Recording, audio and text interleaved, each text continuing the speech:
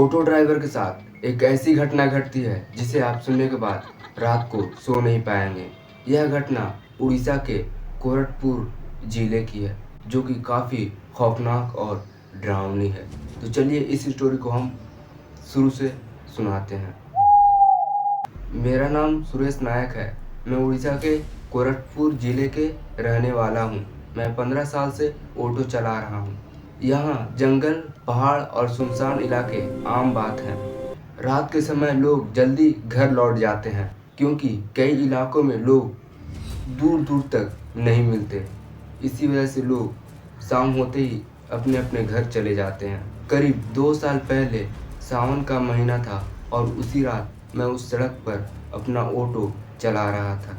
उस रात लगातार बारिश हो रही थी और टाइम 11:45 हो रहे थे। मैं बस स्टैंड से खाली लौट रहा था। सड़क के किनारे एक अधेड़ उम्र का आदमी हाथ हिलाते हुए हमें रोका। उसने काला रेन कोट पहन रखा था और सिर झुका हुआ था। मैंने पूछा, कहाँ जाना है आपको?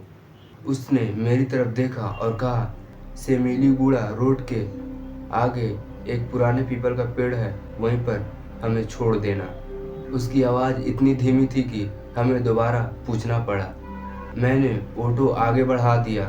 करीब 10 मिनट तक उसने आधे रास्ते तक कुछ नहीं बोला, लेकिन मुझे बार बार ऐसा लग रहा था कि वो रियर व्यू मिरर पर मुझे ही देख रहा है। उसकी आंखें सीधे मुझे ही घूर रही थी। मैंने एक बार पीछे मुड़कर देखा। जैसे ही हमने पुराने पीपल के पेड़ के पास पहुंचा, उसने कहा, बस यहीं रोक दो। मैंने ब्रेक लगाया और पीछे मुड़कर किराया मांगने लगा, लेकिन पीछे की सीट खाली थी। मेरे हाथ पैर जैसे सुन्न हो गए। ऑटो का पिछला दरवाज़ा भी अंदर से बंद था, फिर भी वो इंसान वहाँ से गायब हो गया। मैंने डरते डरते बाहर निकला। बारिश बंद हो चुकी थी। बस सड़क के किनारे गीले मिट्टी के सिर्फ मेरे ही पैरों के निशान थे, दूसरे किसी इंसान के नहीं। मैं तुरंत ऑटो घुमाकर वहां से निकल गया।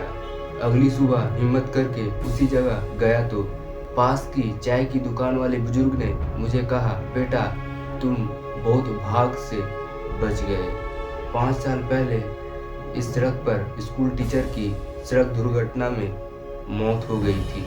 लोग कहते हैं कि रात में वह आखिरी बार घर जाने के लिए सवारी तलाशता है। मैंने उनकी बात पर यकीन नहीं किया, लेकिन असली डर तो अभी बाकी था। उस रात मैंने ऑटो धोने के लिए अपनी पिछली सीट को उठाया तो मुझे मिट्टी से कुछ लिखा हुआ दिखाई दिया। मैं पहुंच गया, अब तुम्हारी बारी है। मेरी रीढ़ के अंदर ठंड सी दौड़ गई। मैंने घबराकर सीट वापस रख दिया और बिना कुछ सोचे समझे घर चला गया। करीब 3 दिन के बाद मैंने उस ऑटो को बेच दिया। आज भी जब कभी कोरापुट से सेमिलीगुड़ा वाली सड़क पर जाना पड़ता है तो मैं रात होने से पहले ही वहाँ से लौट जाता हूँ, क्योंकि कई बार देर रात दूर से जब मैं जाता हूँ, वही काला रेन कोट पहना बूढ़ा सा आदमी दिखाई देता है और जैसे ही कोई गाड़ी उसके पास पहुंचती है, वह अचानक गायब हो जाता है।